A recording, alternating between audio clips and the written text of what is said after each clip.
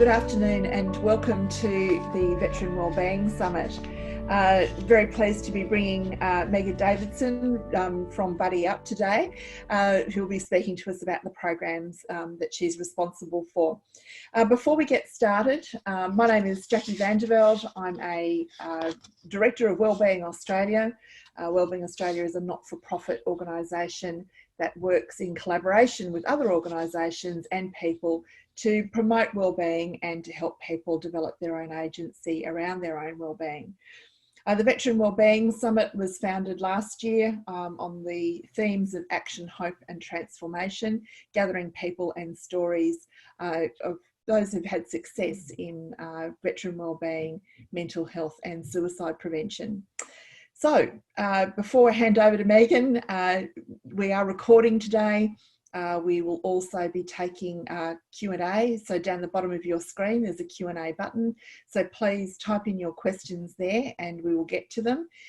If our time does run longer today and we don't get to all of your questions, we will get back to you offline and answer those as best we can. And also to encourage you to share this presentation and the work we're doing with the Veteran Wellbeing Summit with your social networks using the hashtag VWS2020. Okay, so Megan, welcome. Megan is the National Director of Buddy Up Australia. She has significant experience in operational management and served as an officer in the Australian Regular Army for 11 years with the Electrical and Mechanical Engineers Corps. As the manager also within a Queensland-owned government corporation for 11 years, and concurrently she has also led treks, backtrack adventures along with the Kokoda Track, Inca Trail, Mount Kilimanjaro in Tanzania, and high passes at the Everest Base Camp in Nepal. She is a Masters of Adult and Vocational Education, a Bachelor of Business and Marketing, and a Diploma of Management. So Megan, welcome. It's lovely to have you with us today. Thank you so much. Really excited to be part of the Veteran Summit, so thank you for that opportunity. It's interesting that webinars are going to be the new way we connect in the foreseeable future. So, you know, that's what I'm going to talk about today is connectedness and what we're doing in regard to that at Buddy Up Australia. So, I'll kill my camera and my microphone and I'll pop back in later. Sure. Okay. Thank you, Jackie. Cheers. So I'm going to talk about connectedness first. What is that? Where it's being used and you know, why do we know it's successful? And then us, I guess, at Buddy Up Australia and why we've chosen that model and what we're doing in terms of that and veterans. So thank you. So let's talk about connectedness. What is it? The Centre for Disease Control and Prevention, or CDC, which may ring a bell in these times, more known now by Australians than ever before, but they define connectedness as the degree to which a person or group is socially close. You know, whether they share resources with other persons or groups. And that can be through individuals, among family members, community organisations or cultural groups. And that definition was part of their study and their strategic direction for prevention of suicidal behaviour. And I guess we get a sense of connectedness when we feel that value, trust, respect, a sense of belonging to a group.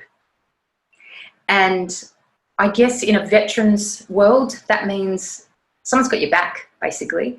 And that's what we want to, I guess, achieve, is that particularly when veterans transition, that they feel a sense of connectedness, because when they served, they felt that quite strongly. And sometimes when they transition, that can, you know, they're sort of searching for that. And so we wanted to make sure that that was something that we really tapped into. So why is connectedness important? Well, once again, the CDC in their report basically said that positive and supportive social relationships and community connections can help buffer the effects of risk factors in people's lives. So what are we talking about there? Essentially, that risk behaviour could be anything from excessive alcohol, drugs, whether that's prescription or other, domestic violence, antisocial behaviour. That sort of stuff is risk factors, and it sort of leads to then more problems down the track. So we're saying that the research says that when people feel that sense of connection, they're less likely to partake in risk behaviour and be mentally healthy. Okay, so ultimately, we are trying to prevent suicide. That's the end game here. Because in Australia, the stats are unsatisfactory. The Australian Institute of Health, I'm going to read some of the stats here. The Australian Institute of Health and Welfare have reported that between 2001 and 2017, there were 419 suicides in serving, reserve and ex-serving ADF members. And that's for those who have served since 2001. From the period of 2002 to 2017, age-adjusted rate of suicide in ex-serving men was 18% higher than the general population. And in ex-service women, it was also higher than the average population. This data doesn't include those who may have committed suicide, taken their life, but their death was actually recorded as something else by the coroner's investigation. So that number of 419 could actually be much worse. We don't know how much worse. And for me, that data is just the tip of the iceberg, because we know that where there is someone who has taken their life, there are others who are contemplating, thinking about it, and in that zone of risk. And so for me, I don't want to be in a position to watch that increase. I want to be able to do something about it. And that was very much what the birth of Buddy Up was all about, was that what can we do about it? And I guess this connectedness model that we're sort of talking about is, how do we make people feel connected so that they can reduce their risk behaviour and live in a mentally and physically healthy life and contribute to their local community. So, who uses this connected model? Well, Buddy Up Australia does, but we really found it through a lot of research. So I guess a few years ago, 2016, 17, I started to really research what was out there. I guess it came to a point in my life that I didn't want to regret not doing something about the impact of this service life. And I looked to the UK, to the US, to New Zealand, what we were doing in Australia. And it brought me to an organisation called Team Red, White and Blue. Now, they now refer, I guess, colloquially as just Team RWB. They started in 2011.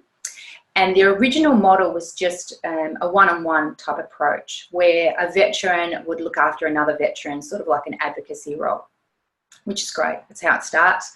But what they found was that the support was inconsistent. And so the next year, or probably 18 months later, they went, we've got to sort of shift this and make it so that they're consistent connections. And they built what they now use and we've replicated is a chapter system, where there's a leader in the local area looking after the local veterans. And they then, realised that this focus worked obviously a lot better for that connectedness, building those really strong quality relationships, which they saw was a core aspect of their organisation. Now, we know it's successful just purely by numbers. So they have gone from starting in 2011 to now having, with no members, to now having 192,000 members across the US. So, and they have 200 locations or chapters, which is phenomenal. It's sort of hard to comprehend here when we have 6 chapters. But it's one of those things that we know the model works. And so now it's a matter of saying, how do we actually apply that to the Australian culture? You can see there that their shirts say enriching veterans' lives. That's their tagline. And so what does that mean? I guess it's, what does enrichment mean? And Team RWB did a lot of research around this, and that was led by Dr. Carolyn Angel. She was the Director of Research and Development at Team Red, White and Blue. a few years ago, and they developed this enriched life scale. And so it's a set of questions, about 40, in 5 key areas, and they basically are trying to establish, you know, a baseline of where people are, and through this connectedness, you know, what impact does that have? And so the 5 key areas are genuine relationships, a sense of purpose, engaged citizenship, mental health, and physical health. And so those 5 key areas are what they're tracking, basically. And so on engagement, on you know, enrolment, people are you know, fill out this survey, and then again in a year's time, and so forth, to just track that. But when we talk about engaged citizenship, what does that mean? It means basically what engagement that person has in their local community, and that sense of when you give back to a local community, you feel that sense of belonging. So it's part of that connectedness, along with the genuine relationships. So those 2 components are very much part of it. So the connectedness model and this enriched life scale is what the Team RWB model really works on. And so I guess we looked at that model and said, how can we now apply that to Australia? So we looked at the data that they'd done through their research, and this is an example of that.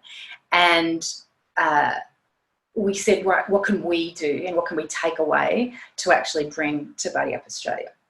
So you can see here that on the top right of your screen is the community engagement. So it's very much about consistency with participation. It's about offering both physical, social, and service, being the volunteer activities.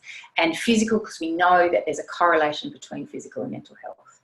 There's a lot of research around that. Social, because we know that just the ability to have that connection, so that you know that someone's got your back, and the ability to give back, a sense of service. With the inclusivity, obviously they have a different definition around veteran to us. So they've got our older definition, which is people who have served. So they're talking about veterans being those who've served active duty military and civilians. So they include that in their organisation, and together they get down to having that social network, that connectedness that brings with the enrichment. But I think the point to note here is in the centre there, it says the veteran must have self-identified and indicates a willingness to address reintegration. So what we're saying here is that we really need people to be in that state of mind that they're ready to want to change their life, you know, want to actually get back into the game rather than sit on the sideline, because there's a lot of veterans right now who are sitting on the sideline, and we want to help them, but that's not where we're at. So we're at the space of when you've decided you're ready to come back into the game, we're here and we will do what we can. Now, the idea being, though, that the ones that have put up their hand and said, I want to be back in the game and get in there and amongst it again, they know, you know, that there's guys out there that want to get back in the game, and we will hopefully be able to give them some skills to go and find those people and get them back in the game. So how does this now all apply to Buddy Up Australia? I guess I look at that model, and as I said, I looked at various models around the world, and I thought this one was what we needed, because it's regular engagement, it's about connection, it's about getting that self-worth and purpose back in someone's life. Because when you serve, you obviously have a very strong identity, very strong purpose. And so this is particularly important for guys and girls that are transitioning and working out, what the hell am I going to be doing once I get out? So Buddy Up Australia is very much about keeping our buddies in the Wellzone. And so talking about Wellzone, you can see there's a continuum of well to unwell, and we all move along that continuum throughout our lifetime. Sometimes we'll be there for a short period of time, and other times we might be there for much longer.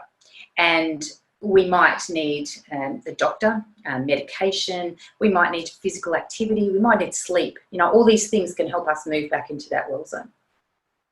Sometimes we just need a coffee, you know, so it can be very brief time spent down there, but our aim is to keep our buddies well. And that means that people who have come back from deployment, who are returning a bit differently than when they went, and we want to keep them healthy, the ability to debrief, the ability to sort of keep physically and mentally active. And we do that through connection and purpose. So based on the Team RWB model, based on what we know has proven to work, we are basically implementing. So I guess what's really critical here is our values. And they're very core to who we are. And I feel very strongly about these because they're core to who we are.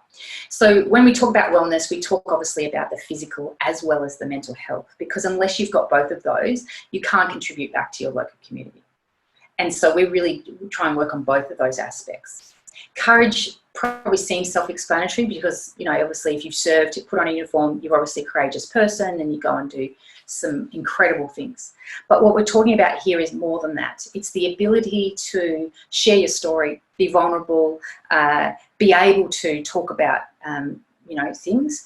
But it's also courage in terms of, saying, look, there's a problem that's just come at me. What do I do now? How do I, how do I fix that? What will I do? What are my options? So being courageous in trying something new, courageous in that regard. And being able to fail and being okay with that. That's the courage part. Mateship, I think that is self-explanatory. I guess the only add-on to there is that mateship is such a critical part of service life, and sometimes that's what gets missed, when you sort of get out, when you're dispersed geographically from your mates. But it's about accepting people's differences and knowing that there's richness in that diversity. So that's what we're about there. So it's not about creating this exclusive organisation. Service, most people who have put on a uniform, that is one of their values, is to serve their country or their local community, whatever that looks like for them. And so it's innate in us, and we want to actually, I guess, bring that back so people get that sense of purpose. So that's, I guess, our core values, and it's really, as I said, really important to us that we abide by those. So how do we use that for Buddy Up Australia, and how do we implement this connectedness? So we've replicated Team RWB's chapter model. We have chapters here in Perth, Hobart, Shoalhaven or Jervis Bay, Canberra, Brisbane, Cairns, and hopefully Wagga in the near future. We can basically set up a chapter anywhere someone is there, willing and capable to stick up their hand and say, I would like to raise a chapter. And all it takes is you to be able to coordinate an event. And I say to our chapter leaders, if you run an event, it's more than you ran, that was ever being run before. So just aim to try and be consistent with whatever you do, so that people can start to get into a rhythm of what is going to be available. Because people take a while to commit to something, and to trust. So we need to be able to provide that regular sort of connecting ability. We have run 275 events since we started operation in August 2018. And our board of directors has every service represented on it. So not just police, fire and ambulance for our emergency services, but Army, Air Force and Navy. So we've got all of them. We don't care what rank they are. You won't see that on our website. We just know that they have served. That's all we care. And that they, what service they are in, we care about that. But other than that, we want their skills that they bring to the table now. We have a really strong belief of connection to earth, connection to nature. And as Jackie said, I take treks all around the world, and one of the ones I do fairly regularly is the Kokoda track. And I've seen firsthand when people get out of the rat race of society and get the ability to engage with nature again, just how much they connect back to themselves and what's important. And I want to see that a lot more. I want to be able to give that opportunity to our members. So we're hiking Kokoda this year. We've got a Buddy Up event 10th to 20th of August. It's still going ahead at this point.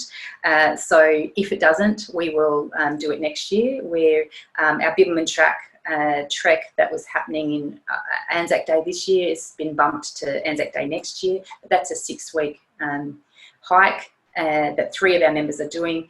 And the idea is that other members might just join for sections of it. Just gives people an opportunity to connect, but also, I guess, connect back to nature, not just connect to other human beings. Our events are non-alcohol. We don't have alcohol at our events, which is probably pretty shocking for some people. We made that call because when I did the research in the US and talked to a few veterans over there, they made it quite clear that they didn't need another excuse to drink, and they wanted an alternative. And so we've made it really clear that our physical events have no alcohol. Having said that, when we do fundraising, some of our social events might have alcohol at them, or it might be that there is an event, a physical event that we do, and then we'll say there's lunch afterwards at a surf club or a restaurant or something like that, that there will be alcohol available. And the idea being is that it's okay to have responsible consumption of alcohol, but that's not who we are. We're not trying to make it as a the same sort of behaviour that we had when we were in the military. Because let's face it, we've all drunk too much in our lifetimes. So we're very much operating in that well zone. We're trying to provide consistent events, physical events. Now, obviously that's been thrown up because of what's recently happened, and the US have, as I said, they've got 192,000 members, and they have just shut down all face-to-face events. That's pretty massive. But what it means is they have got a lot of virtual events that they do, which are challenges that you can do in your own home that are still connecting members. And so we've got the benefit, I guess, of that connection with them. And we, as late as yesterday, I had a meeting with virtually, like this Zoom, with Dan Brostick from Team RWB, and he's fantastic, and he's spent over 2 years developing this phone app to connect their members for events and things like that, and they're willing to give that to us to use. So that's going to be rolling out in the next month. So it's another way we're going to be connecting our members and giving them something to do and connect with other like-minded people. I'm trying to think if there's something else I was going to say. And I think that was probably it in terms of that. If you've got questions, I'd love to hear them. So I guess now it's more like, what have we seen in Australia? Because it's one thing to have a model in another culture, and the US is very similar to us, but we do have nuances here in Australia. So is it working here? We've been operating for 18 months, and I get a buzz from it, obviously. I'm still here. I'm not earning an income from it. I do it as a volunteer. I would like to get an income from it. Particularly because this year I've made a commitment that I would, but with things going on, I doubt that's going to happen. But anyway, the point is that Australian culture is slightly different to the US, and we've still seen a lot of benefit that this model has had here. And I definitely get excited when I get a text from a wife that says, thank you so much. My husband's mental health has increased out of sight since he's been involved. Yeah, got to get emotional because it is making a difference. Oh, I didn't think I'd get that emotional. Anyway, yeah, we've had some really big success, and you're allowed to get emotional, Megan. Sorry, that's what we did. But had moments like this last year too, and it was, I think that when you see it working, it's incredible. Yeah, it is. And I'll just get my tissue and I'll start again. So we've seen people who have not exercised for 20 years who've come to something to support the organisation, to support the philosophy of it, and they've realised how much they have loved being outdoors, and they might not have been able to walk for the next week, but they've come back to the next hike and they've gone again. And in the end, they've decided, you know what, I'm going to walk a Dakota track, you know. And to see the shift in the mindset of people has been amazing. To see people who have clicked onto, oh, I get this now. This is really amazing in terms of what we're doing collectively. And there are guys, guys that have felt very disconnected since leaving, and whether they've gone to war or not is irrelevant. They've just felt disconnected, and this has given them an opportunity to just reconnect with like-minded people. It's not about how physical you are. It's not about how many push-ups you can do. We offer high-intensity fitness classes in some chapters, but in others it's yoga, or it's you know, low-intensity walks. You know, it's not about necessarily what you were like in the military and how fit you were back then. It's about what are you able to do right now, and how is that going to contribute to a better world. So yeah, this testament, I guess, to my emotion, but I see that it's very powerful, and I think that we can make a massive difference with the model as it grows. And I guess right now, with what's going on in the world, we're shifting to a virtual capacity, connecting through things like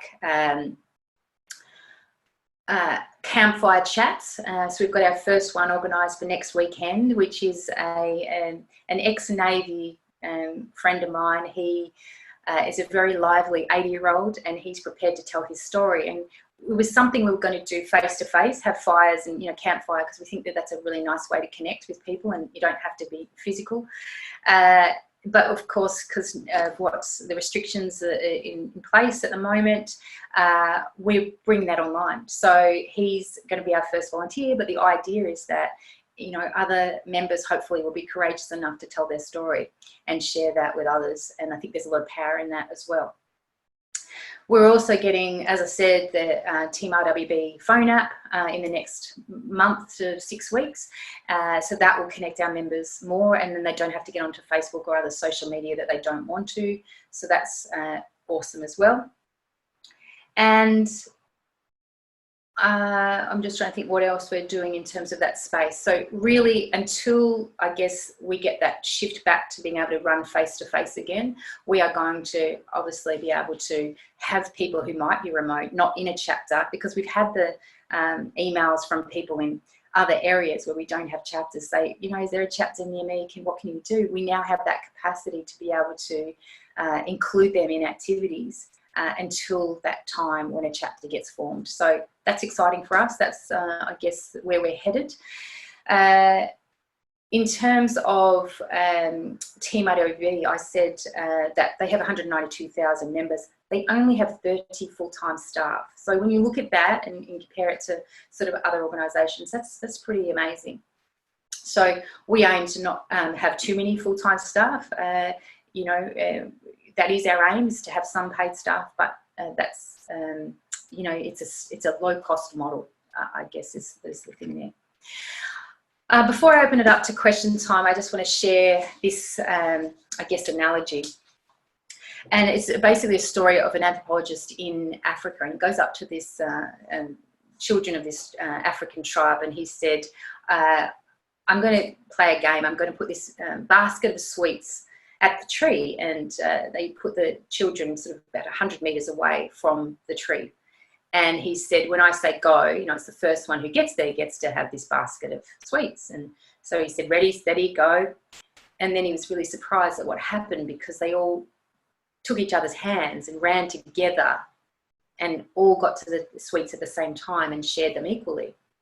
And he said, what was that? You know, why did you do that? And they said, Ubuntu.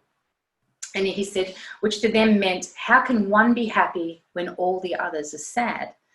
And I think that's really amazing. And the rough translation of that Ubuntu is a belief in a universal bond of sharing that connects all of humanity. And I think that is the epitome of connectedness, is that Buddy Up Australia, we're not in competition with anyone, we're in collaboration. So I've definitely said to all of our chapter leaders and members, look in your local area to the other ESOs that are around. What are they doing? What can we help them with? And how can we work together so that we reduce the admin and we can reach more people and help more people? So that to me is the epitome of connectedness, and that's what we're about. So I think we can be a better world if we do that. So I'd like to open it up for questions. Thank you. Apologies for my emotion. No, you don't need to apologise at all. Emotion is good. Yeah, I'd like to open it up if there is any questions from people. Well, we do have some, and you don't need to apologise, Megan. That's it just comes with the territory, I think. Okay, so we do have a couple of questions that have popped up just now. So 100% agree with the social connection and the purpose are important to veteran wellbeing. Thanks for what you are doing. What is the difference or the benefit of the Buddy Up model versus other existing veteran network groups that focus on social connection and purpose too? Is it replicating existing groups or services? Yeah, okay. So I guess when I formed it, there wasn't anything like it, but I appreciate there are some organisations that are similar.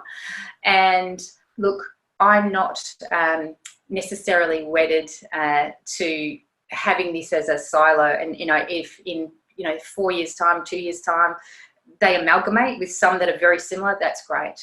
I guess what I see the difference, and I guess unless you give me a specific, I can't. The closest one I see is young veterans, which I saw the other day, and the only difference I would see there is that we are not excluding older veterans in our organisation. So we also don't just look after veterans, we look after emergency services personnel, because I see that there's a lot of military personnel that make that transition to emergency services.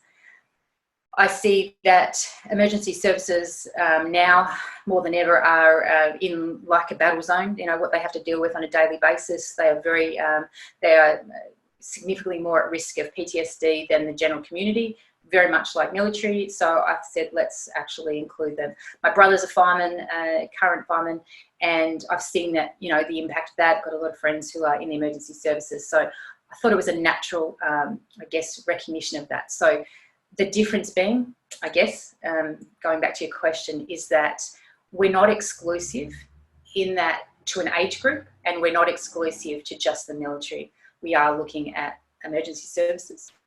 Does that answer your question? I think. Well, it sounded pretty good to me, but if the person who asked that would like a clarification, please pop some more detail in the Q&A, and we'll come back to that. Megan, I've got another one. What do you think about a qualified mental health peer worker with the Cert 4 in mental health? What could they offer to Buddy Up Australia system and the framework to help other veterans too? Yeah, great. Good question. So we have currently some members that fit into that category, and we say that it's basically a peer support model. So the way we had a member recently who came to an event, because one of our volunteering events is providing water safety to people with disability. It's an amazing opportunity. It's fantastic. And this member came and said, I said, you haven't been to an event yet, welcome. And he said, I didn't think they were for me. I thought they were for people that needed it. I'm here to provide peer support. And I said, no, they're for everyone. The idea being that, if you've had a crappy work day or shift or deployment, you can debrief with someone, and hopefully someone in our midst has got those qualifications that you're talking about. But even if they don't, they can be a listening ear and someone who may relate to something they've gone through. But it was interesting that this this member, within probably about another 10 to 15 minutes, then owned up to some personal stuff that was going on for them. And I thought that's interesting that he came to help others, but at the same time, he had something that he wanted to share. And I thought it's really important that we understand that everyone's got stuff. Everyone has got, stuff they're dealing with, particularly at the moment when we're collectively as a human race, we've got a bit of extra stress on us. And so it may be just a chance of debriefing. So going back to your question, we would love people to have more skills like that, to be able to provide that peer support. So I'd encourage you to become a member, and hopefully if you in a chapter that already exists, that would be great. You can go to member events and use those skills. With the virtual stuff that we're doing, we're going to have a lot more Q&A type sessions. So around fitness, if people want to do some fitness at home and they don't know because their gym's closed, offering that, but also around the mental health. So we've got a couple of members who mental health first aid master instructors and things, of that nature. So be interested that if you're keen to be on that board of that, we could potentially have that as a Q&A. Yeah, so that'd be great. Terrific. And just a comment to a brand from Peter, a brand new Southeast Queensland Brisbane Buddy Up chapter member, yet to attend an event. Keep up the great work. So, yes, I remember having a conversation with him. Okay. Yeah. So I think you've answered the point of difference, but where did the name come from? Okay. So as you know, I'm trek leader. I started trek leading 16 years ago with company Backtrack Adventures, but we were on a trek in Nepal in 2015 on Anzac Day of all days, and we had a dawn service, and I was a client on this trip. So my boss, the owner of the company, was actually the trek leader. Had a dawn service, a acclimatisation walk, came back to our tea house, and they said lunch is not until 1. I'm thinking, great, it's 11 o'clock. I've at least got an hour's sleep in there, as any ex-army person or any military person knows how to do. Sleep when you can. And at 11:30, I was woken to the earthquake that happened there, and that sort of shifted our holiday from that to a natural disaster. So it became very evident that our tea house half collapsed, not half, but there was a section of it that collapsed near our rooms. And if I'd been in the next room over, I probably wouldn't be here right now. But the Ray, the trek leader, said, Megs, can you please help with this situation? And I said, absolutely. So I looked after probably more the people side of things, whereas he was looking after getting more intel and working out what was going on from that higher level. So I said to everyone, I want you to buddy up with someone. You don't need to be with them the whole time, but I want you to buddy up with someone so you know where they are. And every time that we have an aftershock and we go out into the courtyard, you will know where your buddy is.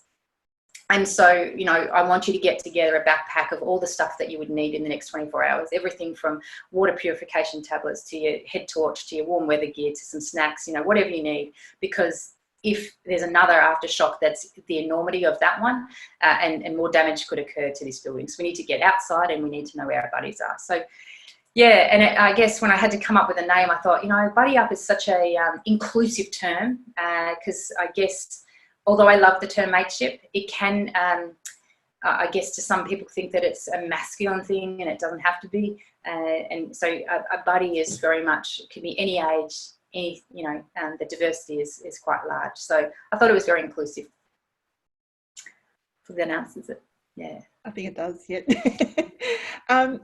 Megan, you spoke about some of the research that had been undertaken by Dr. Carolyn, and I missed her last name, and I think that a question. Angel. Yep. Too. So what's her name again, sorry? Dr. Carolyn Angel. Angel. Can you speak a little bit more about that research? Where is she based in terms of the work that she's doing? And is there then going to be some ongoing research about the efficacy of the work that you're doing? Great. Thank you very much. That's a great question. So she is, I'm going to get this wrong, but she's essentially, I'm pretty sure it's New Jersey. She's up in the eastern side of the US, near sort of New York area. She's currently in lockdown.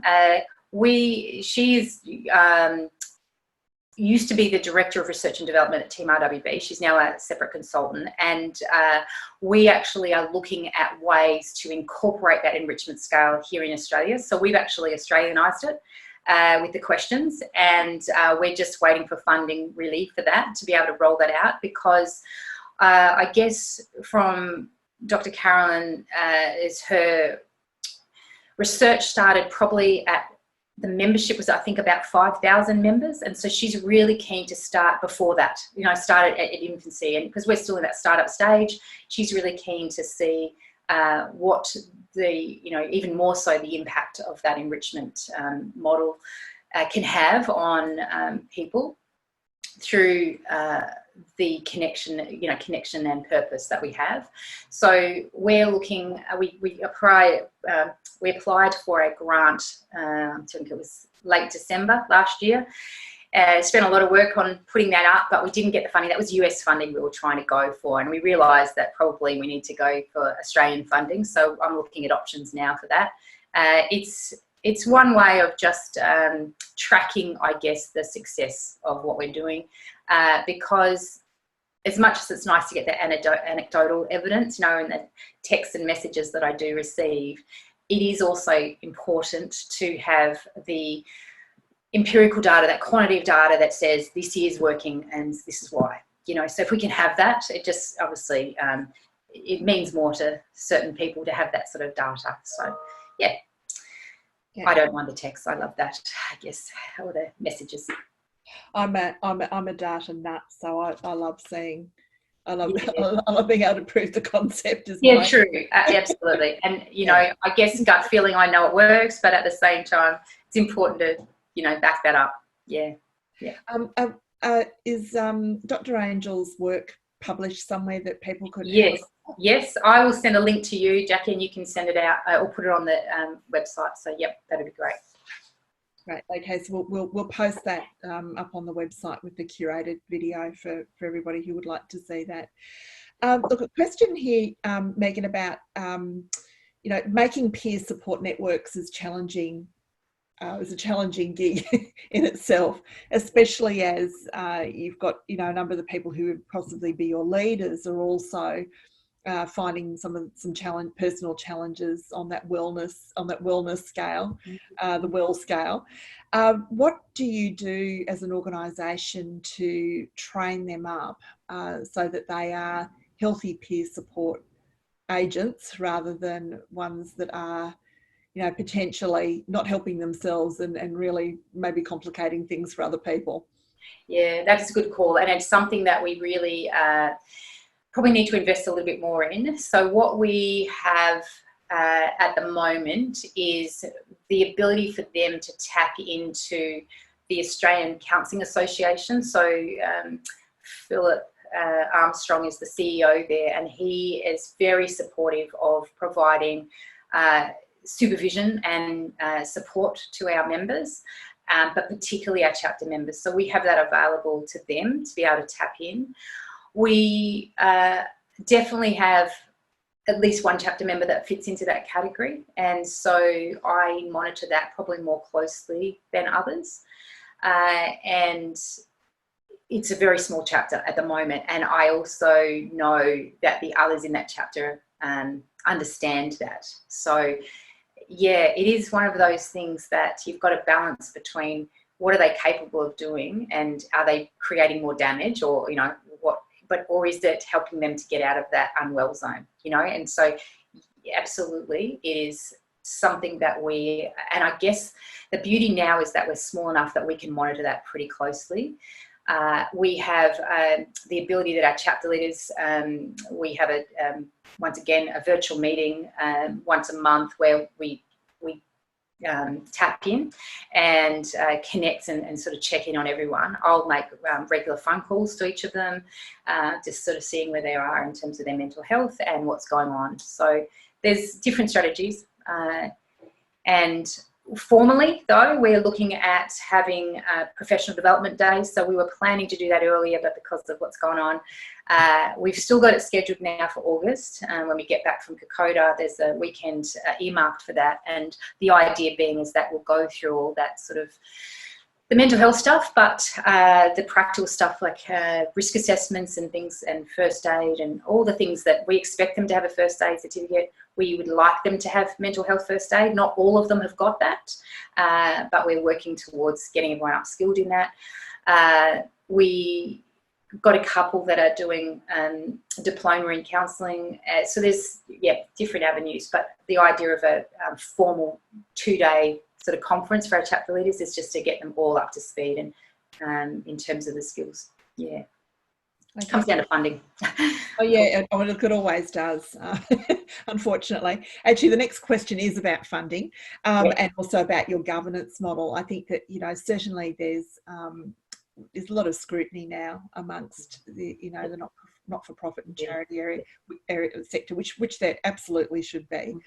But I think too that there's a lot of scrutiny and I think not unjustified criticism of not-for-profits and charities that operate in the veteran wellbeing space.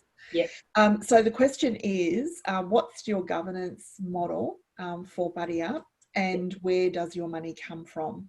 Yeah, sure. Good questions. Okay, so because I guess this had been something that I'd thought about for a long time, then did the research, I knew that the US model worked. So in my head, it was set up the compliance first rather than the other way around. So I think there are a lot of organisations that might set up with, oh, let's trial this, oh, and now let's get legitimate.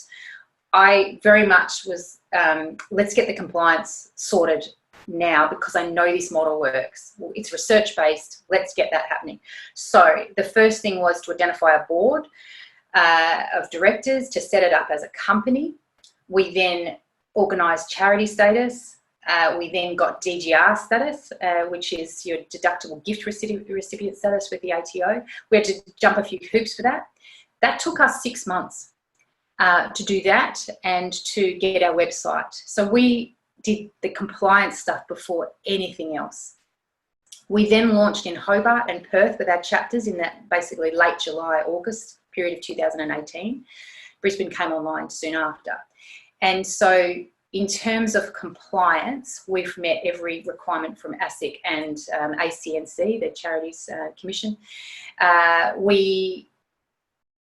It's a very big part of who we are. So one of our board directors is Chief Risk Officer in their banking organisation. So we've got other, you know, safety focused people. So we've got sort of core things on our board that provide that compliance requirement, and that's a big part. And one thing that I say to the board, well, actually two things. One is that we've got to be transparent to everyone. And secondly, they've got to question me because obviously a lot of it, I'm doing the operations, but I want them to be able to question me and say, what is that? You know, and if I get my, you know, back up and say, well, you know, because of, I want them to still ask me those questions, because if they are asking them, what is everyone else thinking? Because they know me, they know my values and all the rest. So I say, keep asking them, because I need to be able to justify to you, but then also we need to make sure that we're transparent to our members and to the wider community. So in terms of funding, originally I put in some money to start this off. It's a loan, so it's getting paid back. We get membership fees. Now it's a pay what you can afford membership fees, so that you can pay nothing. You can pay $29 or pay $79 and get this awesome shirt that makes you look fitter and younger than you really are. So it's about saying pay what you can afford. So that's membership donations, because they're tax deductible. We've had some grants from government, small grants, but look, we're a really low cost model. We don't need buildings. We do want some income for salaries, you know, at some point. It won't be sustainable, but I think we're proving the model works, and so that will come. A small amount of sponsorship. We were about to crack a big one, and you know, things happen. So what else? Fundraising, obviously. We just did a raffle holiday in WA, that will have to be taken next year. What else? And we do actually have a master instructor of mental health first aid. So we offer mental health training in Perth to companies, and so that's the idea of that, is that we either do the 2-day course or just a 2-hour mental health awareness. And so the idea being is to reduce the stigma around mental health, but give people the information to have that conversation around it with their family, their friends, their staff members, and have that confidence around that. So that's an income producer for us as well. Only small, but it's enough. And yeah, that's sort of how we're funded. So thanks, thank you. Now I've got questions coming about the activities. Do you have them tailored and different activities for different age groups? Yes. So it depends on our membership in that area, and also the chapter leader. Because what we've said to the chapter leaders is, you know, you're essentially the person coordinating events. But obviously there's got to be an incentive for them. Like, they want to do stuff that they like doing. So sometimes they will outsource if they don't like an activity. So down in, say, Hobart, he runs fitness sessions, and he will tailor it to your age group, and he's got everything, all ages at his sessions. And so he will do a pre-screening, he will work out what you're capable of doing, and he will tailor that to you. And so he's got a certificate 4 in fitness, and so is a guy in Brisbane, certificate 3 in fitness. So they tailor it, but for instance, in Perth, we don't have a fitness qualified person. So what we do is work with a yoga studio and say, can you offer yoga for us? I'll take people on hikes. There might be someone that will take someone, for mountain biking or things like that. So we tailor it to what do our members want, what are they capable of doing, and in terms of our qualifications. So that's essentially it.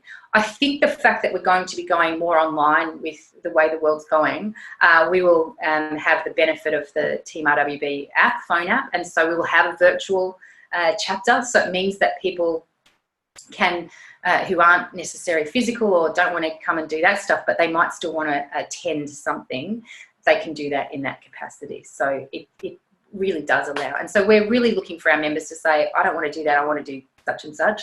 What is that? What does that look like? And do we have enough people that want to do that? So we can't cater to everyone, but we certainly try to do the majority. Sounds good.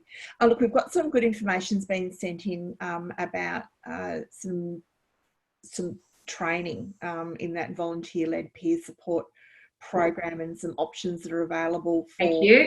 Okay, so I will thank you, the person who said that, and I will make sure that that Megan gets that information, because I think that'd be extremely useful. Also, too, someone's asking, how many members nationally does Buddy Up Australia currently have? Yep, just 200. So just short of 200. We've got 199. So it's pretty. Yeah, it's a startup stage, but I'm okay with that. That's good. That's good, because we wanted to get this model right before we scale up too big. So I think we've really got good people in, good procedures, and yeah, it's good. Terrific. A question about how can people support you financially? What ways can they do that? Yes. Okay. So if you'd like to provide a tax deductible donation, you can go to our website, which I will put here. It's the bottom there. So that's tax deductible to you. That's a great way. If you're an organisation that has similar values to us, we would love to talk about sponsorship. Obviously, we want to align people with organisations that have similar values to us, because they are so strong for us. Yeah, I think that's the 2 key ways that people could probably provide. Maybe do a fundraiser, and we could talk about that and what you could do in your area in terms of fundraising. That would be very beneficial. Terrific. Megan, we've just about come up to time, so could I say thank you so much for your presentation today. And I think that the theme for Veterans Health Week this year is all about social connections. So you're on message and on target. And I think there's certainly the work that we did last year. One of the things that came out very clearly was about connection, mission and purpose, identity and purpose. So you're definitely onto something there for sure. We've got some comments coming through. Thank you for the great presentation and Q&A session, much appreciated.